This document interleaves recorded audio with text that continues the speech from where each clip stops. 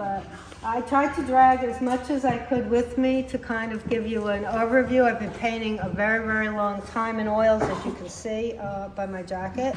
I'm also an unabashed animal lover. I currently have 5 cats and 2 dogs. I use painting as an excuse to own them because I say I need something to paint. So it's always like, well, I need another cat. You know? So these particular animals are not mine. They were lent to me by Debbie and Jim Tobin. So this is Bowie and Siobhan posing for us tonight. I'm not happy that they gave me an upside down cat, but we'll deal with it. Just go ahead and make it harder. You're up for it. I know you are. But I pretty much, I don't like to stagnate and just try for ultra realism. I feel like my job is not to exactly replicate a photograph. And once you get that through your head, it really is very freeing, because many times when you're using a photograph, there's all this junk in the back or this superfluous stuff that is not going to enhance your composition. So when you judge yourself and say, oh, it looks just like the photograph, that's not necessarily a great thing. You know, it's your job to interpret what you're seeing in that photograph and make it better or make it your own. So, I mean, you can see I will be fairly realistic if I want to be with the bunny. Then the next one over is my cat, but it was in that really harsh lighting. And I thought that looked kind of cool, so I went with it. The starling that's over there, I liked the background that was all blurred out from the camera, and I kind of had fun with that, but I punched up the colors. And this poor chick, oh my goodness. I mean, this does not occur in nature. But again, I was making a painting. I wasn't trying to, just make it look exactly like the photograph. And sometimes if I'm just practicing, I don't care what color I'm using, and I'll just do a sketch in whatever color just to work it out. And, kind of partial to purple. But, another dog. I mean, obviously, if I'm painting someone's pet and it needs to look like their dog or cat, I'm going to be more careful. But for me personally, that's not my focus generally. It's just a good painting. So don't beat yourself up if you do try to paint an animal and it's not exactly, the way you thought it would be. It doesn't mean it's failed. Probably one of the hardest colors to replicate in fur is black. If you've tried it, because they tend to either, if you put white in it, they look old because then it goes gray. Generally, what you wind up doing is either warming it up or cooling it down with a bluish tint or with a brownish tint for the highlights, depending on what kind of lighting is in your source or whatever you're doing. But I don't buy black. I mix black. How many people here are oil painters or acrylic painters? Do you buy black or do you mix it? How many people mix it? Oh, wow. That's good. How do you achieve it? I use ultramarine blue and burnt umber or Van Dyke brown. I used to always use burnt umber, which is kind of that reddish chocolate brown. And recently I've fallen in love with Van Dyke brown, which is much cooler, but a little bit more intense and darker, and I find it's really good for fur. But I'll show you that later. And sometimes I get really wild and crazy.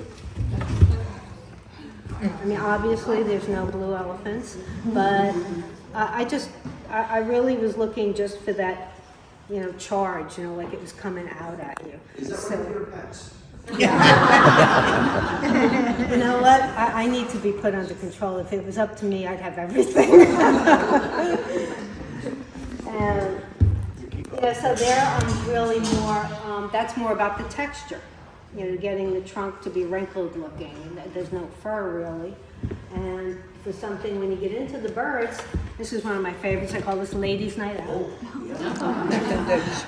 This is probably harder than fur because all of these little feathers, there's really no way around just doing them.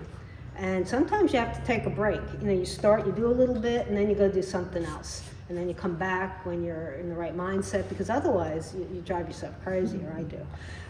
This was an interesting background because I put the colors in, and then I took a brush with just turpentine on, and I erased. And it gave me these soft grasses, which was kind of a neat technique, and I just kind of made it up.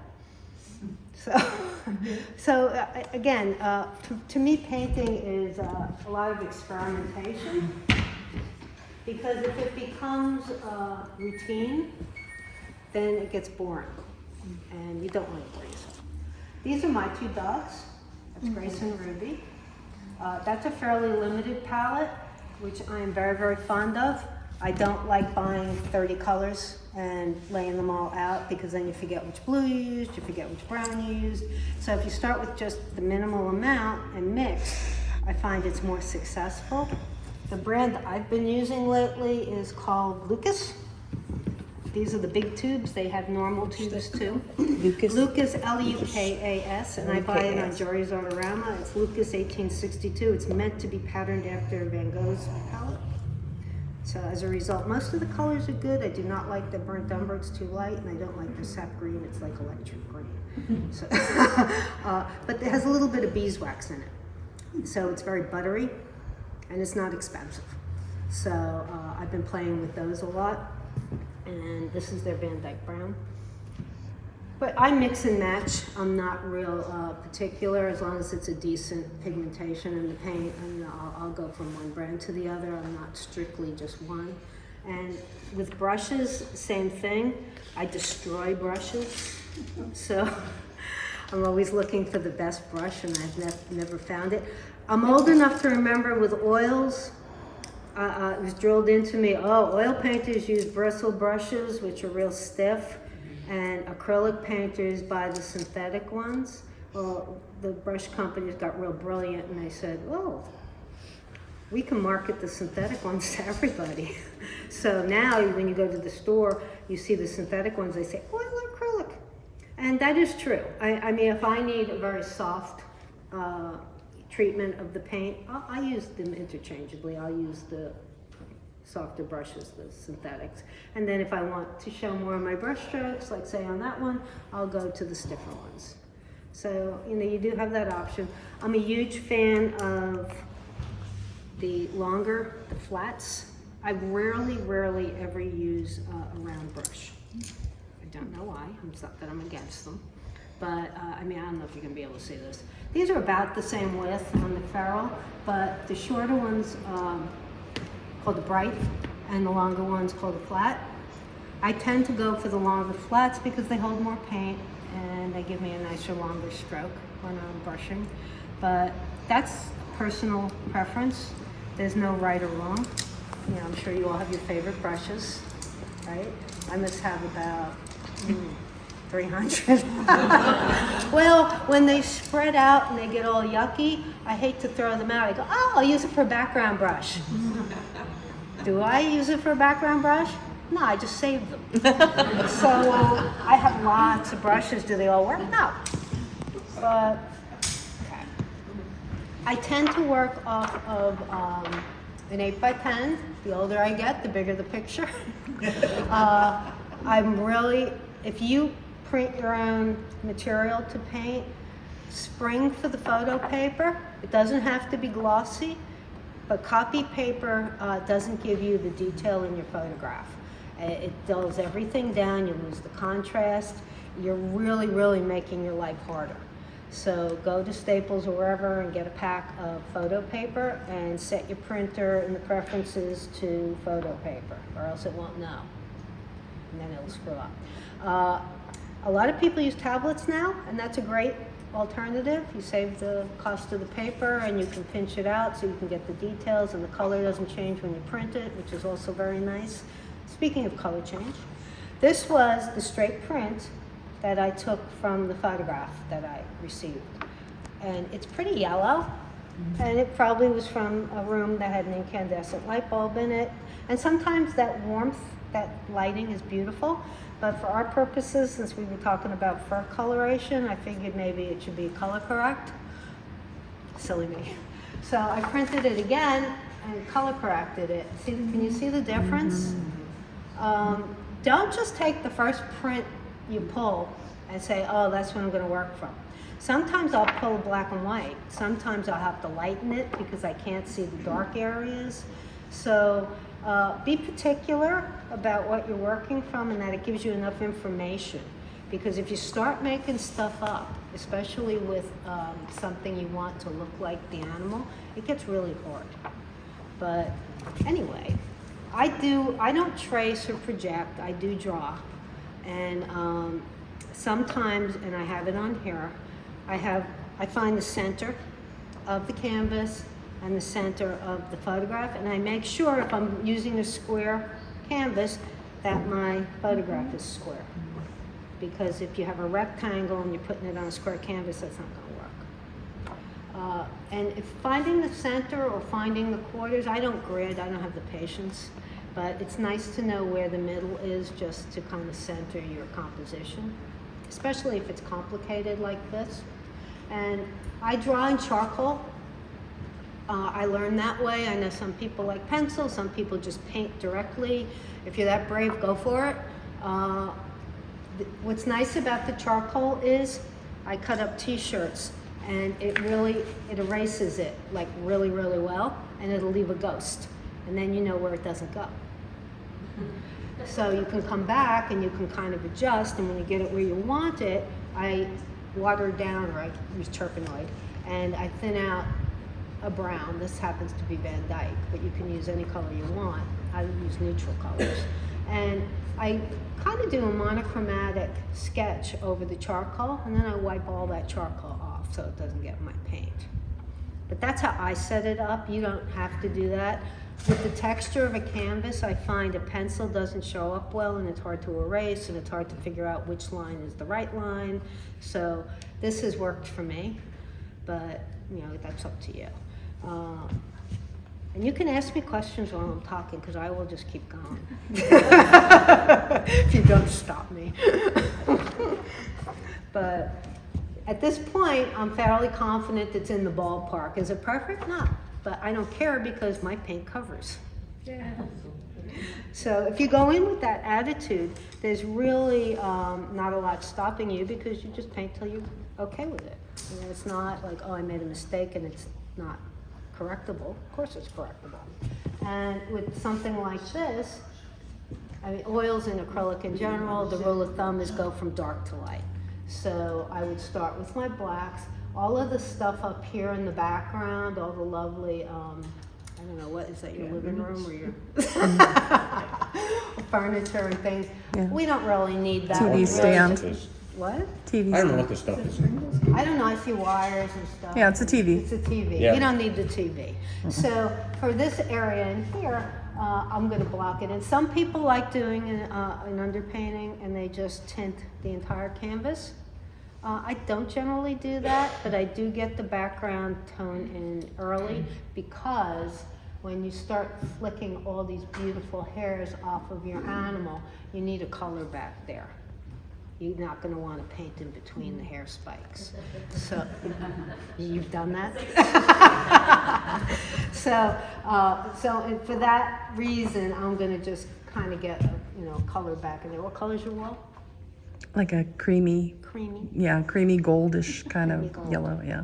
Okay, I could do that. Yeah. I was going to say, yeah, kind of like what you have behind Like a Grace. yellow ochre, kind of. Okay. You can be whatever color you want it to be, Kim. That's true. Yeah. Don't tell me that. I'm serious. I'm serious. You just do what you think would look Okay. best Maybe with we'll it. get ideas. We're going to use your wall as an example. Does anybody here use raw sienna? Yeah. Raw sienna. Not burnt sienna, raw sienna. Okay. Raw sienna is one of those oddball colors that a lot of people don't think about unless they paint hair or fur. But for most people have yellow ochre, which is that, right? And that suffices. You put a little white in it. Yeah, okay. I like the raw sienna because it's a little bit more brownish, and it tends not to get a green cast to it. The problem with it is it's super transparent, so it's a really weak color. But when you're doing fur, see how it disappeared? It's like, that looked really dark, where'd it go? I don't know. If I put some yellow ochre and that white in there, oh no. So I will be using some raw sienna eventually, but let's get some gold walls in there. And the other thing I'm going to pay attention to a lot with fur in particular, because you want that fluffy edge, you need some contrast. So I would never put a white background in here up against a white fur animal. You always want something that's going to show up all that fluffiness, all that cute, right? So let's get her. And this moves on me. Hold on, I'm gonna shore this up. Because if that moves, we're gonna be in trouble. Okay, let's try that. And I start painting fairly thin. Thinner paint is just easier to control. I tend to mix on the canvas, and I tend to paint in different directions. I'm not painting my bedroom wall, so I don't want it to be perfectly flat. I like to see brush strokes, so you know, sometimes it'll be a little lighter, sometimes it'll be a little darker. And when I get to the hair part, I'm not gonna paint a straight line around the dog. What I'm gonna do is I'm gonna kind of paint into it. So it will give me that fringe to start with. So when I come back and put the hair going the other way, I'm not covering up a line. Does that make sense? Mm-hmm. So everything I do is to make my life easier. Hey. That matches our wall pretty good. I'm so glad. If we need touch up or something. No. I mean, it's a little bright. You could always tone it down if you want. You put some purple in it. Now, is that like parchment or what do you paint? Oh, good Yeah, what are question. you using as your... This is freezer paper. If you use the disposable palettes with the tear-off sheets, this is virtually the same paper, only way cheaper. It's plastic coated, shiny on one side, and just the paper on the back. And people used to freeze meat and write on the paper side what it was, pork chops, whatever. But I've been using it for years and years. I live in fear that they're gonna discontinue it. But I just you can buy like rolls of 150 feet at Walmart. And tear it off, tape it to a board or to your table, and when you're done, throw it away. Again, I like it that makes you my can life like a really easy. big surface. Well, Yeah. given the limited palette that I prefer, I need room to mix. Yeah. When you do like a paper plate or one of those small ones, then you wind up with either a bunch of plates, or you go, oh, I guess I can't mix any more colors because I ran out of room. So this way, I always have room. But yeah, so it's, if you really want to get to where, let's see, put a little brown in it, just to hone it down a little bit. I'm going to hang on to this just in case, because if it goes flying into the paintings, Jenny's going to have to be up all night.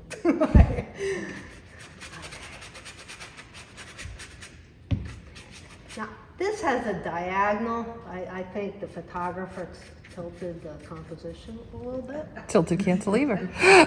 What? Canted Dutch. Canted Dutch. So I'm not sure that's going to look so fantastic in a painting. It might make people a little dizzy. So I'm going to err on the side of straight here and just get some color in here. Hey, there was no time to get that shot, to straighten things. That was a moment. Action shot. The Kodak moment, you know, you couldn't miss it. So, and if you cut into this outline, that's fine and dandy because I don't want to see it at the end. Better to paint too far than not enough and wind up with a white outline that you're stuck with and have to match the paint to get rid of.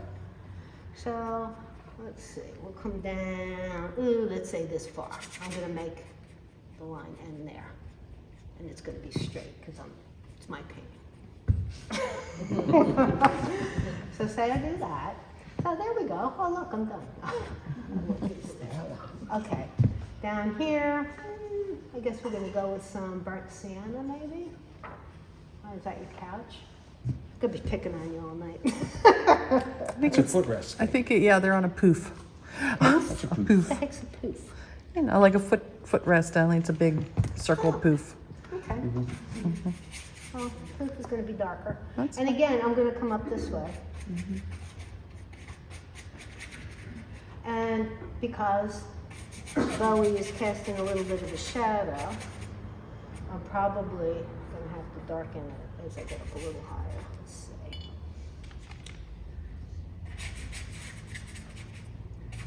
And I'm gonna take the poof straight out because I don't like, I'm not cutting off that edge there and doing the floor, sorry. It's just not doing it for me. Doesn't do it for me either. I'm just In gonna real pretend. life.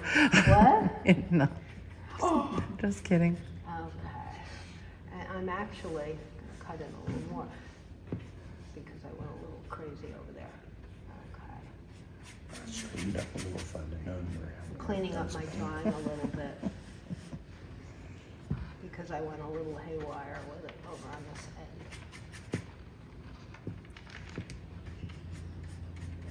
And again, I'm just getting it.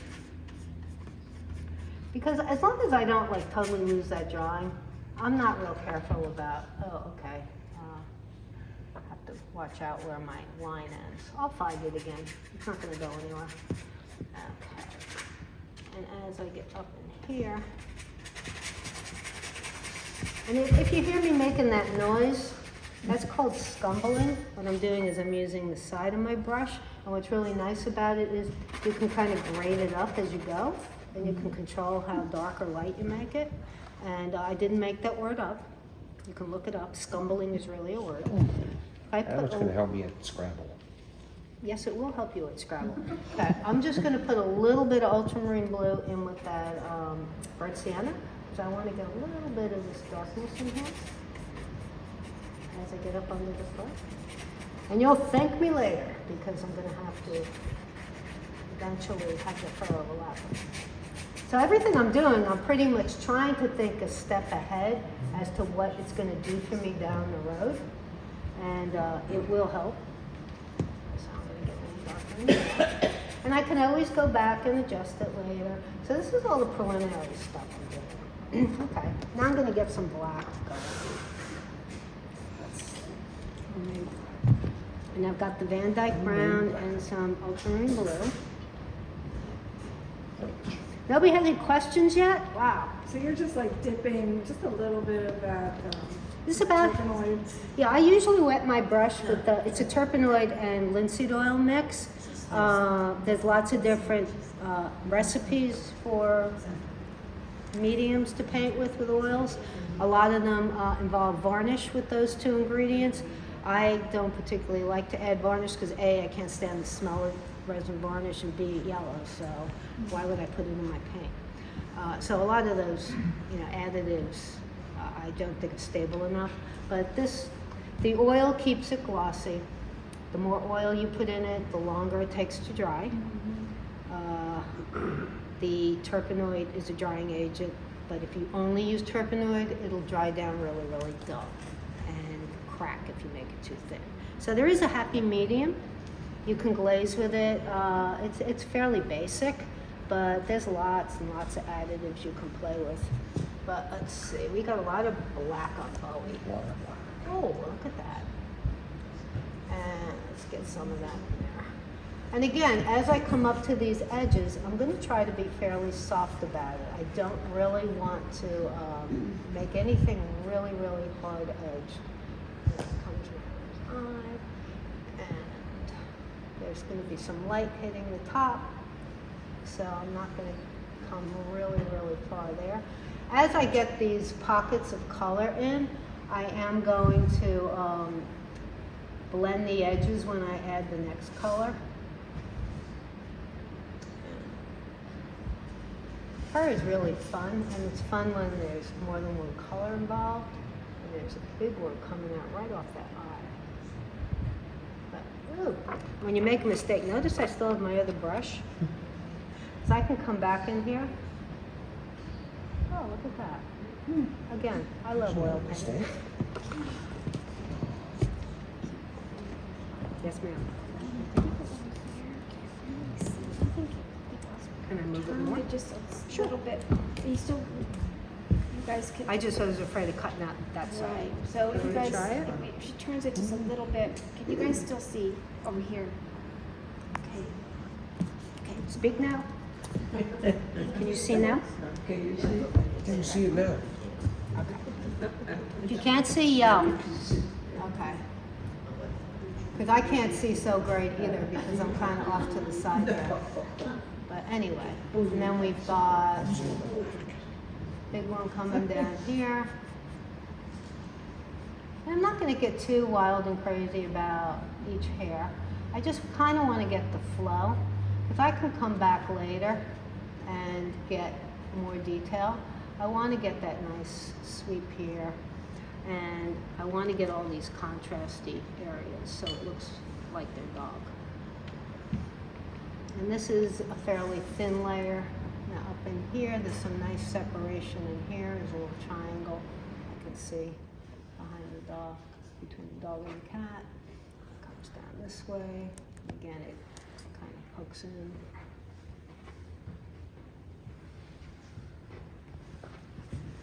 We've got a nice dark area in here to separate them. Kim, what did you use for that dark? This is the burnt, well, I'm using Van Dyke Brown, but you can use burnt umber and some ultramarine blue. And it's about 50-50. If you put a little more blue, it's a little cooler, a little more brown, it's a little bit warmer. So you can really kind of play with it. And as I come down in here, I'm gonna wait to finish that off. But already it's starting to look more 3D just with that black on there. So that's helpful. And as I get into this little cat, and of course, Siobhan has to be a calico, right? Of course. Why did I say yes to this picture? Hey, you asked for multicolors. I did. I heard her say she And likes back in that. here is really dark. There's not a lot of separation They do match. between the top of the cat's head, so I'm gonna kind of probably have to, fake it and create some at some point. But for now, I can just get it kind of dark and get some of these strands in here. It's gonna come I remember in art school, exercises where you had to turn something upside down and draw it because it forces you to draw what you actually see versus what you think you see. On the flip side, when you have something upside down, you can flip it right side up. Is that what you did? No. Just saying. Oh, okay. It's an option. It's an option. You can do whatever you want. Okay. It's the drawing that makes it. I know. If you could draw good. Well, you can, like, everybody has a different way to get their drawing on the canvas. So I'm not saying you have to draw it. To me, my big thing is, and I get students in my painting class that, are almost apologizing to me. They say, oh, I didn't draw this, I traced it, or I don't draw. And I'm not going to beat you up about it, but I'm going to tell you this, you're limiting yourself because then you're stuck with whatever you traced. You can't alter it. Like if you don't like the way the tail's going, or you don't like where that ear is, and you can't draw, you're stuck. If you learn how to draw and you put the time in, you can make it do whatever you want. So to me, it's not that it's wrong, it's not as beneficial to you as an artist. I'd put the time in personally, but I've been doing this so long. I've had a lot of years to put the time in. Okay, we get a little stuff coming off here. And I'm really, when you get your paint on the brush and you have a color you like and it's, all over your composition, put it wherever you see it. Don't say, okay, I'm gonna work on the dog first and I'm gonna finish the dog and then I'm gonna come back and I'm gonna do the cat. Just work the whole canvas because then your composition will be much more cohesive because the colors will be throughout. So, and it'll go faster and you won't have to wash as many brushes. Are you seeing a pattern here? Making it easy for yourself. I'm making it really easy. You said you always start with your darkest dark, is that correct? I try to. Sometimes, depending on how things overlap, you can't, but you try to establish those darks because what's going to happen is if you're judging your other lighter colors up against the white canvas, they're gonna look lighter than if you compare them to a dark area. It will actually change how dark they appear, how vibrant they appear. So it's good to get your darks in first. Let's see, let's get the, and I'm still using a 6. It's a flat, but I can turn it as long as it's still not destroyed. It still has a pretty sharp edge. I can turn it on its side and I can get a lot of control, and I can get a pretty fine line and pretty much get it to where I need it. Look at that. What? The terror in his eyes. What is this cat doing to me? Well, they like each other, right? Yes, they do. I mean, he doesn't look upset. No. No. Noses on dogs and mouth cats are isn't probably the hardest feature to do. The dog's noses really are more like suggestions, very often because the nose is black and the nostril's black. You don't get a lot of detail, and you wind up really just kind of suggesting those nostrils. On this one, there's a little highlight at the bottom and a little highlight on the top, and that's what separates it. You're not drawing circles for the nostrils, so there's really less is more when you get to that part. As long as you get that shape right, you're pretty much home free, because the top of this nose is actually lighter, so I'm going to come back and get that lighter later, but it's really not, don't mind me, I'm painting sideways, so there we go. And let's see. Cat noses are just a nightmare, I'm going to tell you that right now. They look like the Tesla symbol. They do. That's what they remind me of. But there's a lot of angles to them. They're not just a triangle like you do in the cartoons.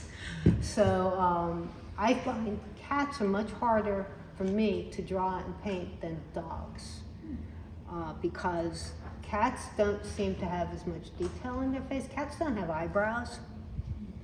Dogs have eyebrow muscles. That's why they look, very Humanish. well. They have expressions. Yeah. Like if you yell at them because they stole your dinner, they look upset. If you yell at your cat, it stares back at you. It's because it can't do anything else. It doesn't have the facial muscles to look upset or sad or, oh, I'm so sorry. It's not that it's, what? Like Botox. Yeah, like Botox. But it didn't really have those muscles to begin The with. cat wouldn't use them if it had him, though. Anyway. No, You probably. show no remorse. But anyway, so like once I get some of this stuff in here, got the lovely ear coming this way. I love this ear, by the way. I love the arc of the fur coming up here. I think that looks really cool. So, I don't know, that's like pretty, I got a little bit coming up here. But that's pretty much, it looks like most of the black, a little bit in here for the mouth. And now I can start playing around with the other colors. And what's going to be nice is I'm going to be able to blend the edge. This is where oil paint, for me, is worth using over. I mean, I paint with both, but for doing something like this, oil paint waits for you. Yeah. If I was doing acrylic now, I'd have to really be conscious of painting my edges one after the other to blend them together. With this, I can just go over and do all my blacks and now go, okay, now I'll do the next color and blend the edges, and I don't have to hurry. And that to me, it makes it a lot easier. So let's see. Are most of these paintings then oil? These are actually, I think they might all be oil. I have some acrylic and I don't think I brought any. Yeah, I think these are. I do predominantly oil. Yeah. Sometimes, if I'm in a hurry, I'll do an underpainting with acrylic and then put oil on top. You can put oil on top of acrylic. You cannot go the other way. You shouldn't go oil first and then acrylic because it may not adhere well. But yeah, if you're in a hurry, Nothing's wrong. Okay, so let's see, what should we do next? So I have the brush with the brown, so let's use that. And we got some beautiful sienna, kind of yellow ochre and sienna mixed together maybe. Let's see.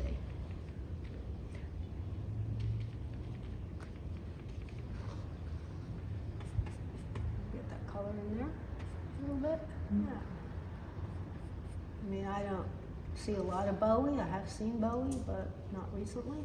So I don't know. When they get older, they start losing the color in their muzzle, like other dogs.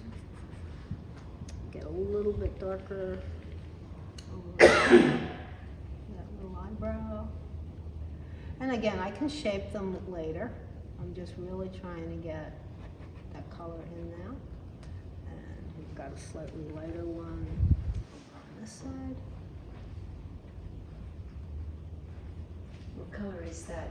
This is white with a little bit of bright sienna and yellow ochre in it. I'm just kind of popping it in there. And I will be adjusting it as we go. And then we have a little bit of it over here. Probably a little bit more yellowy, but coming in here. And as I'm coming out this way, I'm going to be flicking and just kind of trying to get that soft fur edge. Can you see it looks like fur? And a stiff brush works well, and I'm literally just zoop, and that's going to kind of give me that fur, and that's why you wanted that background color in there first. And if I go too far, I save my black brush, I can flick backwards. All right? I mean, you don't have to say, oh, I went, with this hair. Use the other brush background color and work back and forth until it's where you want it. So I can kind of come in. She's got a little bit of that. She's got stripes too. Oh gosh. Really? Yeah, sorry. Sorry about that. I'm looking at this going. It's a trap. It's a trap. It is a trap. But this whole side, I'm going to just get kind of light here. And I'll come back for the stripes, okay? Kind of round out around her little face. Oh, I didn't put some gray in there. Okay, I have to come back with some gray. Very often, fur, especially when it's an animal that has stripes or ticking on it, or colors that change, you wind up coming back and doing layers. You could just kind of massage it back and forth again. I can get nice and soft in there. And okay, let's get some gray going because we've got all the gray Bowie. And I guess I have to use my black brush now. Ooh, now, Bowie is kind of, does anybody here use Van Dyke Brown at all? I know. Okay, that's another oddball color. Van Dyke Brown is really neat because if you ever need like a taupe color, this is white, and this is just the pure Van Dyke Brown. See how cool that is? It's almost like a gray. Yeah. It's like a taupe. And if you're doing sand for a beach, or like if you use burnt umber, it's going to look beige. And when you're doing fur colors like this, that's kind of gray, but it's a warmer gray. That Van Dyke Brown is worth its weight in gold. Huh. See, that was worth coming out now, right? Big tip. What? So, and again, the more you mix on the canvas, the more natural that fur is going to be because it keeps changing color because it catches the light differently. So, I can come in here and you try to paint in the direction that the fur is. And I'm just going to get some of that going in here. And again, I'm going to come up in here and the hair is going to be fluffing up. So I'm going to just kind of be going in the direction and trying to get some fluff going. See, now I ruined my black brush and I need black, so I'm going to have to start another brush. Uh-oh. I'm going to be here all night. You're not going to get out very early. I'm going to be cleaning brushes. Okay, let's get some more black. So even with a limited palette, watch out. I need the black here. How did I miss that? You guys didn't yell at me and say, hey, you forgot a spot. I need coaching. Okay, we've got kind of stripes going down here. And I can just kind of paint them in now, and then get a little bit more detailed. See, now they look stripy, but I can come back with this light of her and kind of zigzag it.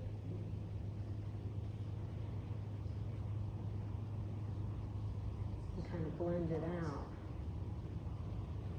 Sometimes, I'm gonna really ruin all my brushes tonight. If you take a dry brush that's clean, like sometimes working back and forth with brushes that have paint on it, you wind up putting too much paint on, and then it gets mucky and it's like too much to manage. But you can come in with a clean brush and just rub it. And get really soft. See how soft that gets? And you can always come back and do individual hairs later, but this gives you a lot more control, which is nice. So I can come back in here, get a little bit more black, because you're the boss.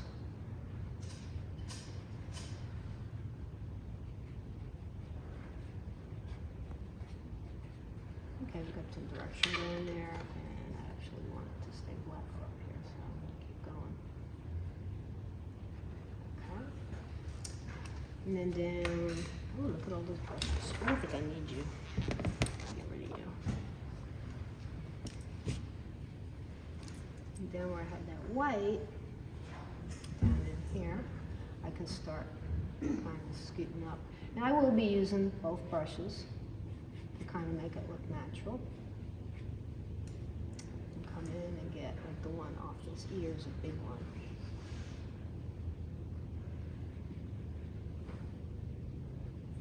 And where it meets, it's too sharp, so I'm going to come back with that black brush and just kind of work it in.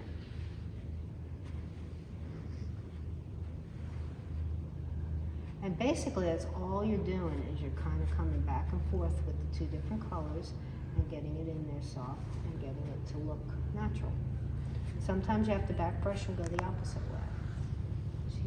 He's got really long hair. And I will come back in here and intensify some of the darks, but I'm really just kind of getting the basics in now, if you will. By this ear underneath, it's more gray, so I'm gonna get that in. Can you guys still see over here? I'm trying to back up. But because it's oil, it's picking up the wet black paint, which is nice. And it's just kind of working together. Sometimes you get too much on the brush of the other color and you just kind of have to wipe it off on your rag or whatever you're using. But all these slight color changes make it look way more natural than if you're just using one color that you mixed on your palette. It's a little bit harsh, so I'll go over it a little bit. I don't know what this dog's doing, but this hair, he's having a bad hair day here.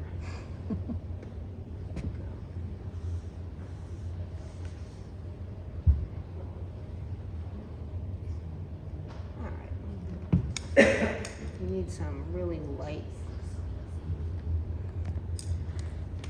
Watch this one. You need some really light gray for that ruff. Is that the ruff around the neck over here? The last thing I'm going to get are the white highlights, and those are going to be thicker by the time I'm kind of thickening up the paint as I go. And again, I can cut back in. All these little flyaway ones, I will get kind of at the end. This is slightly in shadow, so picking up some of that color now is better. That's really cool. This is actually a little bit warmer, so I'm going to try to get a little bit more Van Dyke brown as the gray instead of the blue. If all else fails and you don't quite have the right color or tint to it, you can always glaze it and tint it differently. Tint it warmer, tint it darker. So all is not lost. There's so many ways to kind of come back and fix things, if you will. And Does tinting come at the very end when it's dry. when it's dry? And then you're just like covering You're glazing in it, areas basically. or You're taking a transparent pigment, like say I wanted to go back to that other photograph. Say I really like that yellow tint to it. I would take a color, a yellow that is probably more transparent, not yellow ochre, and put a lot of medium in it, or a glazing medium if you have it, and it'd be almost like laying a cellophane over it, and you can literally wash over whatever dry areas you want, and it'll tint it warmer, and you'll retain all your detail, all your brush strokes. It's a just kind of fantastic, pull it all together. and it's a fantastic tool, and if you don't like it, you take a rag and you rub it off. So it's no risk. So you're gonna go home, you're gonna know everything. You're not gonna have to like think about anything. While I have this light color in here, I can also kind of come in here to get some highlights on that fur. Kind of get it a little bit lighter.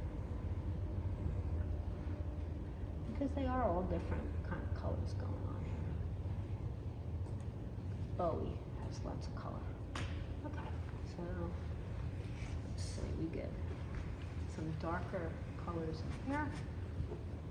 Oh, that's like a funny color. That's like brown. What am I gonna do in there? I'm gonna have to come back. I'm gonna cut it back up into this black up and on.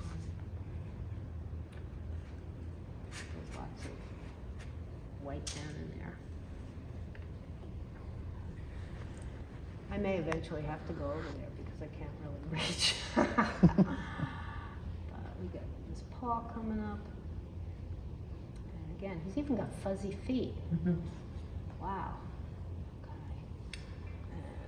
Let's see what's going on here. We got some darker.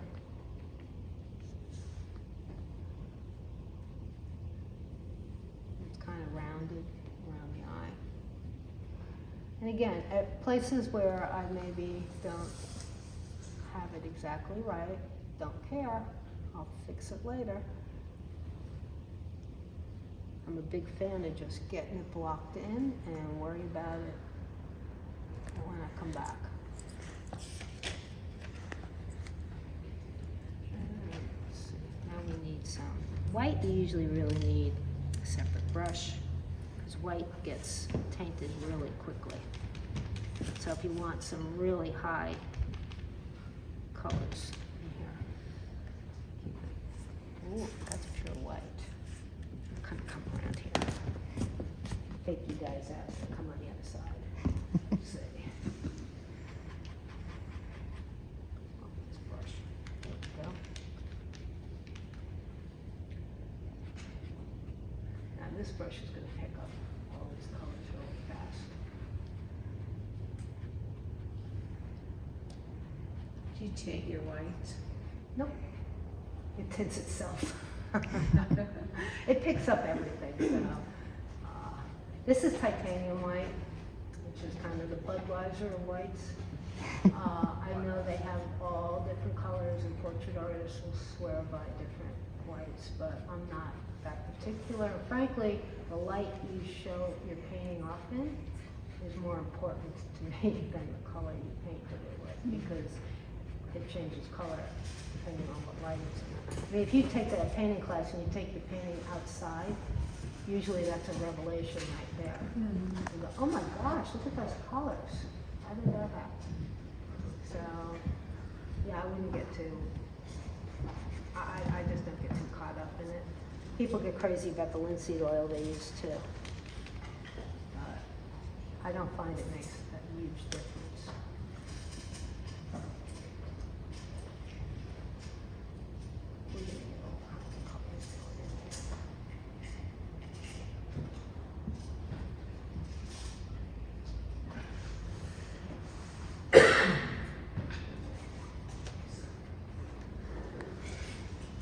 Get that dark brown in there. Leave that in there. Let's try burnt sienna. Oh, that's not bad.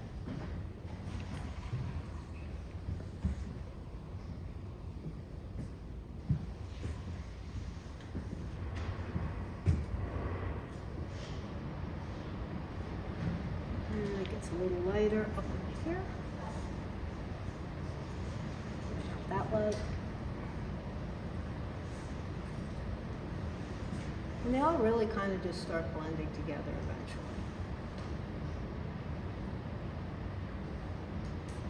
Again, I can use my clean brush and I just push things around and softly get the transitions.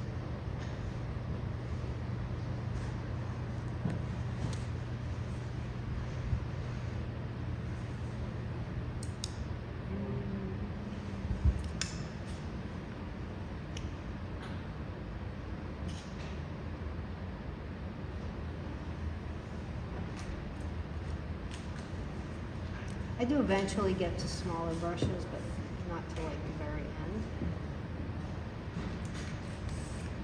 Believe it or not.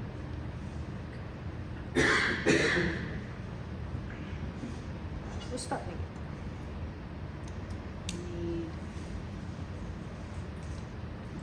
kind of an off black for the top of the nose.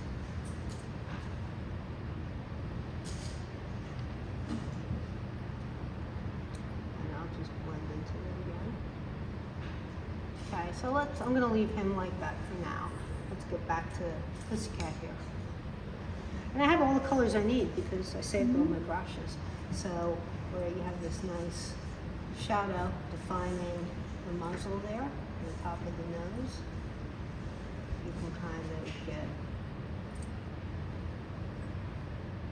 that in there.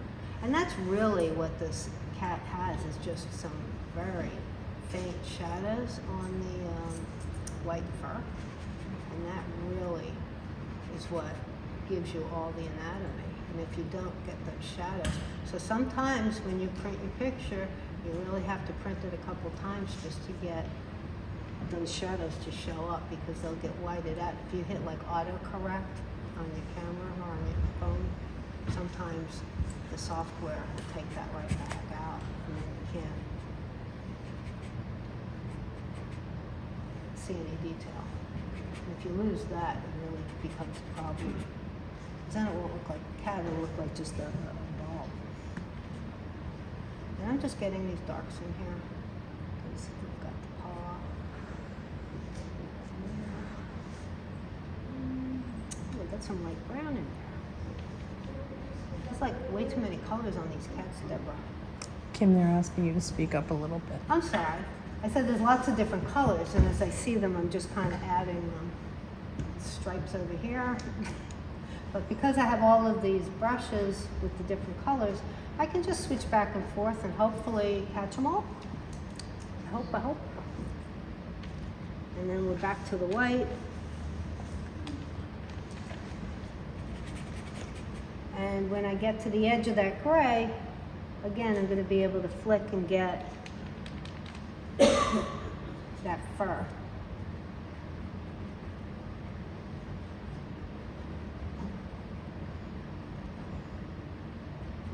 I feel like they're watching me. What? I feel Pick like up. the animals are staring at me. They're staring at you. But again, I'm painting in the direction that the fur is growing. I'm trying to get the edges soft as I get to those areas where they transition.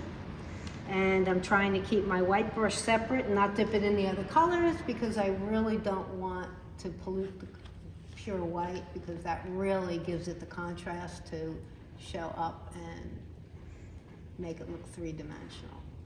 So I'm kind of pussyfooting around where it touches the black, because I really don't want to pick it up. See what you did there. Pussyfooting. Oh, did you catch that? Oh, Okay, we've got a nice highlight along this side. It's neat watching it come together. Like Does it right- start? I'm on top of it, Yeah. so for me, it's really kind of hard to see what it's Yeah, looking it's really- like from You ever do that? distance. Just walk back and try to look at it as a. Yeah, I'm breaking, like, that's really a good rule to follow, is to step away and look occasionally, but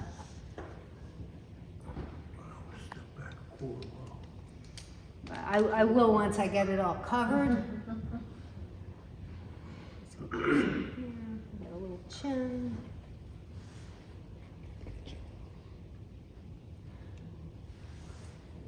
fingers.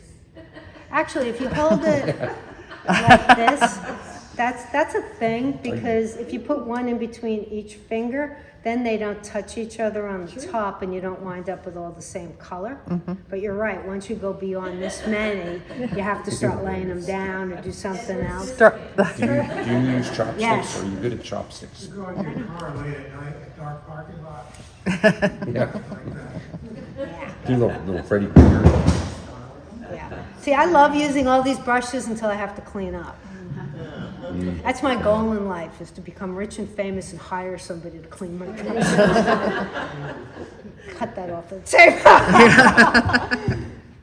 But yeah, so let's see, where to go. But little by little, you can see that brown outline is disappearing. It wasn't meant to be there. And as I do that, it's really starting to look softer and hopefully more like the subject and not just like an outline. I'd be so tempted to be very tight about the fur, but you're so loose with it. But I'm gonna go back, and right now, I'm just really blocking in the color. And it's really nice to be able, especially like up in here, like to kind of come in and get, I love how that looks. You know, just the little bits of fur. It looks like a painting too. It's not. Yeah, rather than this super realistic, Yeah, you don't want it to be a talking about. photograph. I mean, I'm not knocking like ultra realism or photorealism. If that's your thing and you have the patience for that, by all means, paint like that. That's just not what I do, because I'm way ADHD and I could never like survive doing that. So I will never have, like when I teach my class, I tell them, I will bore myself before I bore you. So I'm never going to be up here talking and go, oh, you know, like just blathering on, because I'll get sick of listening to myself after a while. So again, if you have any questions, feel free to ask while I'm doing this, because I multitask, because again, I'm kind of ADHD. And So you've been teaching this, I mean, painting in front of people, I can't even imagine. I've been doing this so long that it's kind of become routine. I hate to say it. I teach 2 sections of oil and acrylic painting now for about 22 years. One of them, the night class, is a BYOB. Lots of fun, fills up very fast, and it's not because of my scintillating lectures. But people come after work, it's a night class. And then the morning class is way more studious. Don't tell the night class I said that. Cut that out too. Okay, that's two edits. 2 edits. 2 edits. Yeah, basically, I do the same demo twice. I do the morning one, then I do the night one. And I rarely finish them because I have so many. But yeah, it's just, I don't know, I find it helps.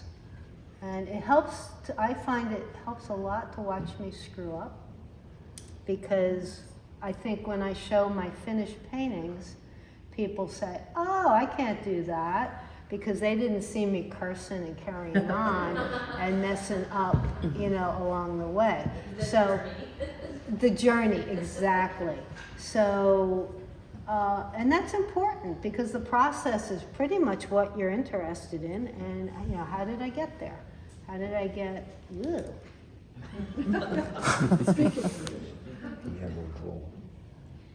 But again, I don't like get crazy about mistakes, because I know I have more paint. Yeah, you gotta trust yourself. Well, Do you even, have a card with your studio and time with you? pardon? Do you have a card with your studio and time? I teach at the North Hills Art Center. And we're releasing our winter session tomorrow. If anybody's interested, my classes start in beginning of January. One's Tuesday morning and one is Wednesday night. The Wednesday night's the Then they paint cut better. that too. Yeah. So, but I've been doing it a really, really long time, and it just kind of evolved into this, and I find it works. I take requests from my classes because I pretty much at this point had some students that have been with me for years and they've kind of seen the basics. So I'll say, hey, what do you want me to demonstrate? And they'll give me suggestions, which is good. And yeah, but I like doing it. I'm never going to stop painting, but if I can drag more people along with me, that's even better. That's right. Yeah, seriously. I think it's a great form of expression. Regardless, and to me, people say, oh, well, it's so hard to do people or cats or dogs or whatever. I need to do something simple. And you know, I'm going to tell you what I tell them. If you can pick something really challenging, if you're invested in it and you like it, you're going to do it. If I tell you to paint a plastic apple and it's easy but it's boring, it's going to come out terrible. So don't say, oh, I'm going to start simple. I'm going to just paint a pear. If you don't like doing it, don't. Pick something you want to paint and just do it enough times until it gets, you know, to where you want it. It's not rocket science. It's just practice makes better. Now, Kim, you said this is just local color and you're just using turpentine. That's hard to believe to me. It looks gorgeous. There's a little bit of linseed oil. Oh, there is? Yeah, Okay. because otherwise it would dry down like really dull. So yeah, I always put some linseed oil in it. Yeah. What would you say the mix is from turf to linseed oil? I'd say it's about 25% oil, 3/4.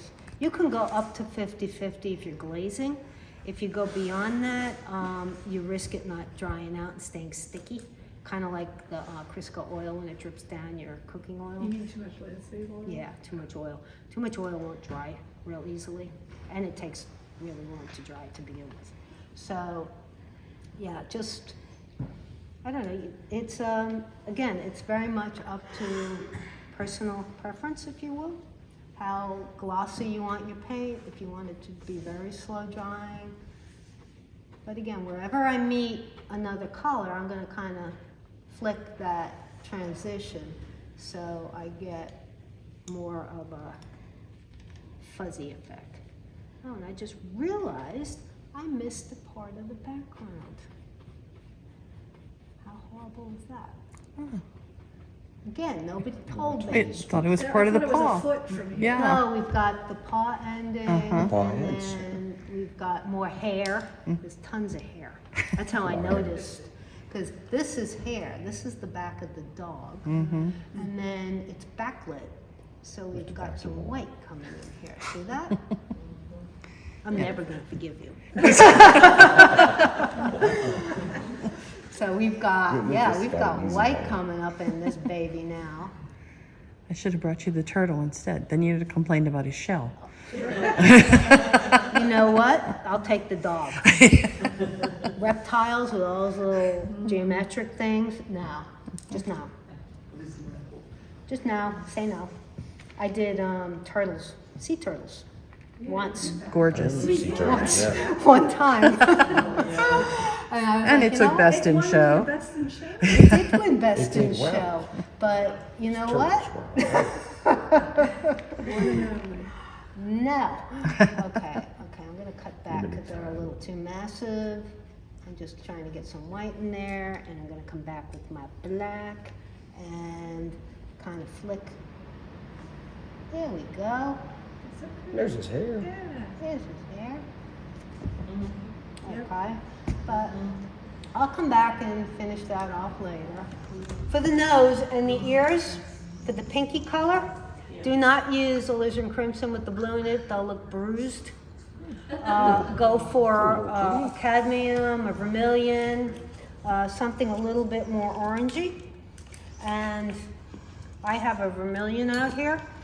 Vermilion, just alone with the white, is going to look too pink, although she's pretty pink. That is pretty pink. Sometimes you need to put a little bit of ultramarine blue in it and turn it a little purple. Sometimes a little bit of burnt sienna in there helps too, depending on this is more bluish, so they're going to go, oh, so why didn't you use alizarin crimson? Because it doesn't look good. No, it just doesn't look right. Okay, let's get a little bit of the blue in here. gray it down a little bit. So now the painting cat can smell. What? Okay, try over here. And cats have these cool hairs that go over the top. So we're gonna get this in here.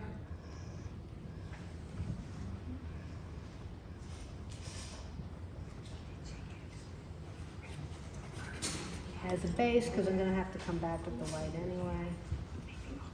And it comes to the point. Okay, let's get some more, I'll do the other.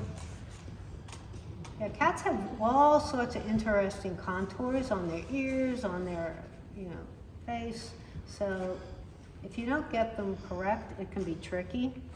Let's get some white in here, and we're gonna swish it back that way.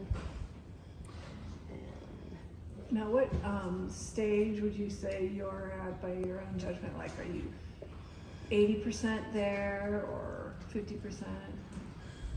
Oh, I don't know. You know? I may wake up tomorrow and go, oh, what was I thinking? Or I may go, it just needs a couple little things. It depends. I have days, and I don't know how you paint, but I've been painting, oh my God, over 40 years, easy. And I have days where I can't do anything right. I force myself to paint, and I'll have to redo everything the next day. And other days, hours disappear. I could be painting for 4 hours, and it seems like 4 minutes. And everything looks fantastic, and I cannot control how that works. So people say, oh, you have to paint every day. I can't paint every day. That would be a chore. Yeah. I need to skip a day or two and then really crave painting, and then I get those hours that just disappear. But I know people who do paint every day, and if it works for you, again, all the better for you. But that doesn't really work for me. So let's see. Here's my favorite painting. I'm just gonna smush that in a little, get it a little softer, because I'm running out of brushes. Use your finger. I'm using my fingers. But yeah, so back with the little pinky stuff here. Little schnoz. That's a dirty brush now. And what was that you decided for the red? I use vermilion with white, and then I put a touch of ultramarine blue in it just to purple it up slightly. Now I'm looking for a little brush. Okay. Got a little brush. It's a little square brush again. But I want to get these little nostrils in, and they're kind of a burnt sienna that's toned down with, again, probably a little blue, but in there. And they just kind of come, they're almost like square. And you got to get them opposite each other. I'm going to suggest them now.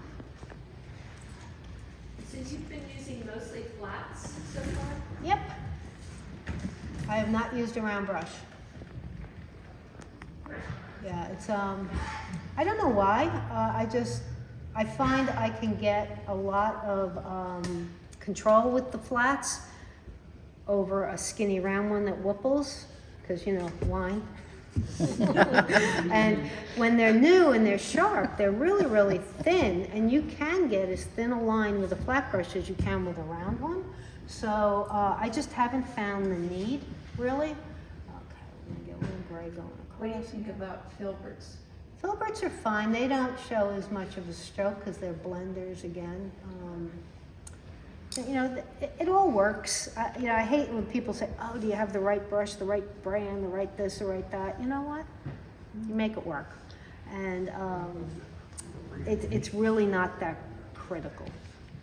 I mean, I buy the linen canvases if I'm doing something for a client that I think is going to be impressed.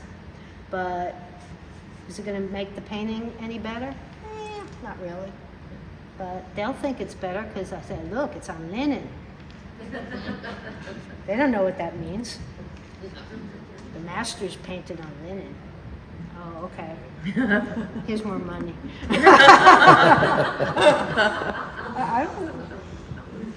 Fine. Okay. I just mixed a little bit of yellow ochre and white and touch of ultramarine blue. Because I'm just going to kind of come in here and get some eye color. I need to get an eyeball in before they pull a plug in here tonight.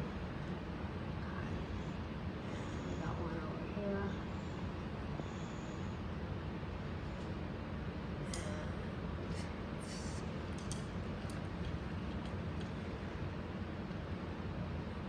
Could you repeat again what you used for the whites of the eyes?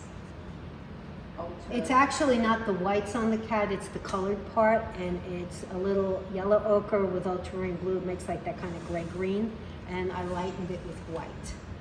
So,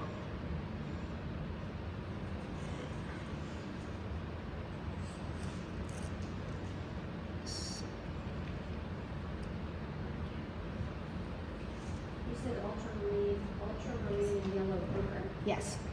It makes kind of a dull green. Depending on your cat's eyes, you may have to get something a little brighter. But it depends on the animal and the lighting, so that varies.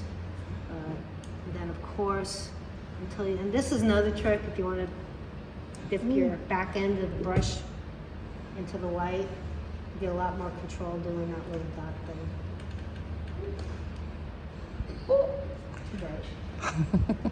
Hey.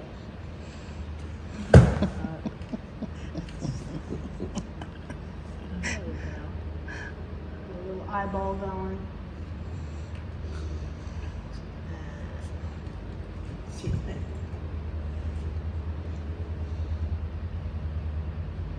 This is almost, the mouth is almost like a pinky gray under here, the chin. So sometimes I'll just use the pink brush and the gray brush together. A little darker.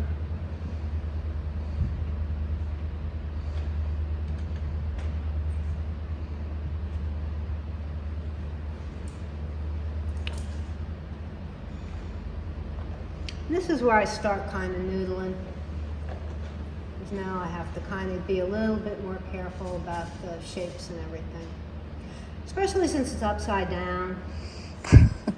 Because you know, my friend over here, my good friend, hey, my cat, oh, is she upside down? Yeah, she's upside down. That's okay, I can do this. But yeah, so I'm getting there. Yeah, so how are we doing on time? I think I'm just about out of time. If you have any questions for me, I can paint while I'm talking to you. I do. I know that you probably paint the whiskers last and all. What kind of tips do you have for whiskers? I have a good tip for whiskers. When you do whiskers, wait for the entire painting to be dry, and whiskers are last, and you can apply them with whatever brush you're comfortable with. If you like those skinny round ones, if you want to use a square one, I don't care. But what you're going to do is have what I call an eraser brush. And I can't do it on here because it's wet. But basically, if you paint a whisker, and it's always going to be off. It's never going to be perfect. But say, I'll try it. Let's see. First of all, use thinner paint as opposed to thick paint. And when you do it, you can try to get a white brush here. Let's see. And I'm just going to use a flat. But say I want to paint this whisker here. And I go like that. And I say, oh, I got too fat in the middle. On a dry background, you're going to just take a damp brush with turpenoid, and you're going to cut back on an angle, and you're going to literally just rub it on the edge, and you're going to be able to do this and drag the paint out. And it erases whatever you don't like. That is a good tip. It works on whiskers, it works on power lines, you know, ship's rigging, wherever you have to do a skinny line. But the background has to be dry first so it can slide the paint along. And you will get the finest line you've ever seen in your life.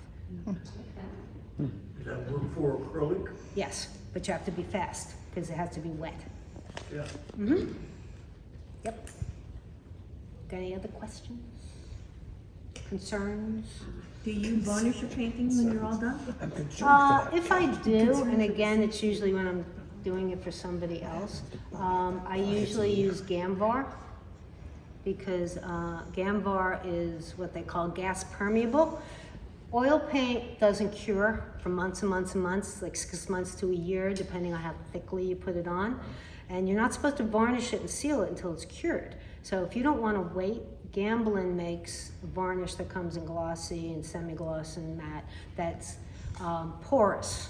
So as soon as it's dry to the touch, you can put this varnish on and it will continue to cure through the layer. It doesn't seal it. Most people I know today use that if they're going to use a varnish. It's GAM for Gamblin, VAR for varnish. And it goes on like water. It's a polyurethane base, not resin, so it never yellows. It blocks ultraviolet light. It's the whole 9 yards. And like a teaspoon will cover your whole canvas because it's so thin. It covers and it doesn't smell. Wow. I sound like a salesman for Gamblin.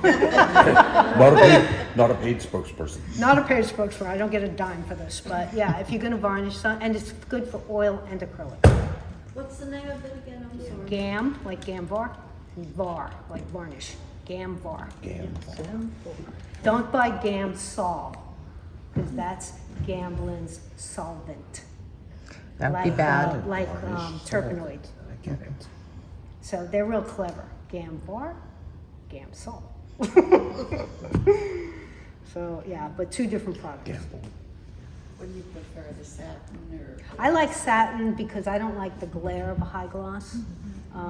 Matte, I guess you can use for some things, but the satin to me brings out the richness a little more. But yeah. Can you buy that just anywhere at Lowe's or you have That's to a go? particularly an art product, so I usually buy it online. Sometimes they have it at art stores, but you don't get the variety. They may only have glossy, then depends what they have in stock. But it's a popular varnish. Any other questions? You mentioned beeswax Yes. mixed with the paints. This particular brand puts a little beeswax in it, so it's a little more buttery when it goes on. It comes in. It comes like that. Yeah, automatically? it's part of their mix. It doesn't say it on the tube, I don't think, but it says it in the description. I buy it off of Jerry's Artorama. So And M-Gram. This is an watercolors- I know, but M-Gram watercolors, you has honey okay, in there. Now, is that different than I would think beeswax? I would think so. It's a different And consistency. where's beeswax come from? The bee. None of your bees. But it's not the wax. The honey is the liquid part. The wax is the solid, Okay. right? Yeah. But I'm just wondering if the beeswax is linseed oil or turpentine soluble. Oh, I think it would be. Oh, good. You're all invited to come down and see the gallery. It's very nice, and we love having people come visit and participate. So you're not that far away from the North Hills. I made it out here, and I'm down in Washington. So if I can do it, you can do it. Yeah. Thank you for showing us. Oh, thank you. And if you have any other questions, feel free to ask. But yeah, I'll finish that off eventually. Just one question, Kim. Yes. I'm looking at this one, I'm looking at this one. This one is definitely more finished. Normally, that's how you would do something more finished like that. Yes, this is getting, this I would say is blocked in, but I have to be real careful now because it is all wet. So I will reach a point where I start, it's too wet, and I have to wait for it to dry, and then I'll come in and finish off the details, like the whiskers and all the little, fluffy hairs coming off. But it probably won't take me more than like 1 or 2 more whacks at it to get it done. Wax it. I have to paint faster, I get bored. Clearly. But yeah, so that's it. But thank you for Thank you listening. so much. Oh, no, say something